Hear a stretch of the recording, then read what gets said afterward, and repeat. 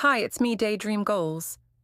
Hi dear, if you're watching this video, let me explain again. I already talked about this in my previous video, but I'll clarify it here too. First, AI is everywhere nowadays, ranking high in many industries. It's being used for business, design, and so much more.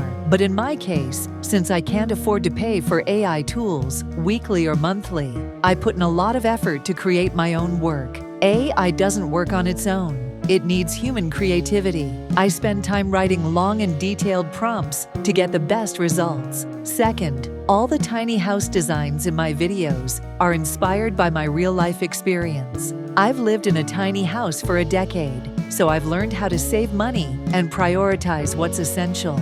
Every item has to fit perfectly in storage to keep the space organized. For example, I prefer a removable ladder instead of a fixed one to create more space. Loft beds. Some people love them for display, but in reality, most of the time, people sleep downstairs for convenience. As for colors, I love green and light tones. They bring a sense of relaxation. Indoor plants and flower vases. They make me feel at home. At the end of the day, AI is just a tool. The ideas, creativity, and experience come from me. I hope you understand. Living in a tiny house doesn't mean sacrificing style or comfort. Want to make the most of your small space? From smart storage solutions to cozy design hacks, I've got you covered.